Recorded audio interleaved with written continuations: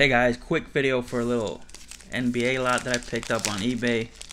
Was just searching like some random 90s finest stuff as I often do, and saw this lot up there. No one was really bidding on it, so I decided I'd take a shot at it and ended up winning it for $9.99 free shipping. So most of these are finest silvers except for one. That's a Tracy McGrady rookie year card. Not technically his real rookie. His rookie was the bronze version in Series 1, but still a nice rookie year T-Mac. This is the one card from the lot that is not a silver, but it's a nice Clyde the Glide refractor. So again, got these for $9.99 free shipping. Basically less than $1 card. I think there's like 13, 14 cards. So who wouldn't pay $1 for something like that? If you see that in a dollar bin at a card show, I'm sure most of us would pick that up. Or how about this one? This is Antonio McDyess. This is the silver refractor from his time in Phoenix. So the silver refractors were numbered at a 1090. Even has the refractor shine on the back. I know some of you will say the card will look better without the protective coating, but it's gonna stay on at least for now.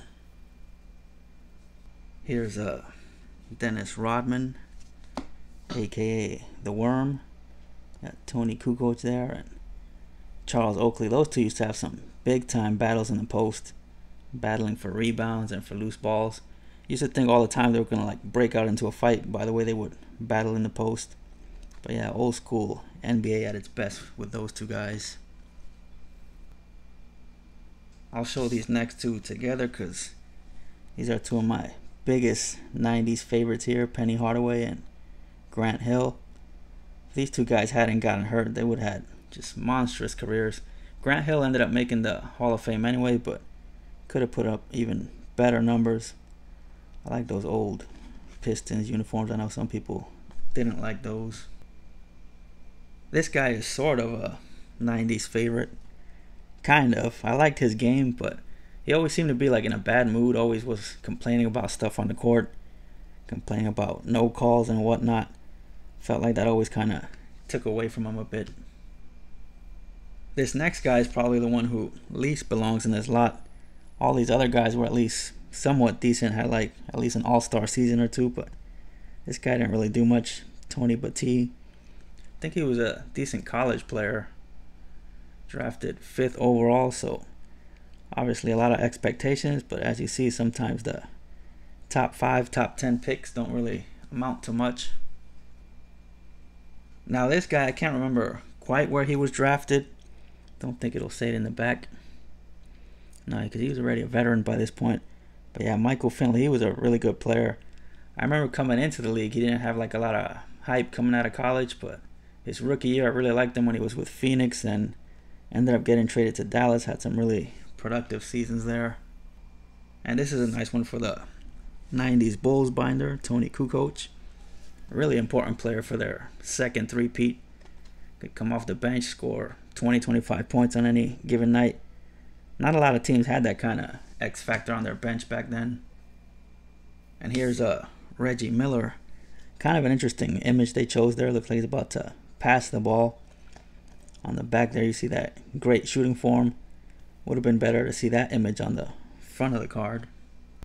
And here's an Anthony Mason when he was with the Hornets, playing against the Knicks there. Obviously well known for being with the Knicks, but got to play more minutes with Charlotte. Put up some decent numbers there. And this guy I never really liked. Didn't really hate him or anything, Christian Laettner, but just for whatever reason, never really was into him. Had a solid career, played for a really long time, but just never collected him, never really cared about him one way or another. There he is with the Hawks, surrounded by Tim Hardaway and one of my favorite all-time Knicks, Kurt Thomas. And last one, cool one to end on here. I always talk about this guy, Mitch Richmond. I always try to put him over and talk about how underrated he was. Big time scorer during that era. I've considered maybe starting like a small Richmond side PC because he was in a lot of the cool like 90s insert sets, and he was usually one of the cheapest guys in those insert sets. So maybe I'll pick some of that stuff up. Hopefully you guys, after watching this video, won't go buying all my Mitch Richmond cards now. But that is it for this one. Again, 14 cards, I believe, for 10 bucks. As Adam Howe would say, I take it.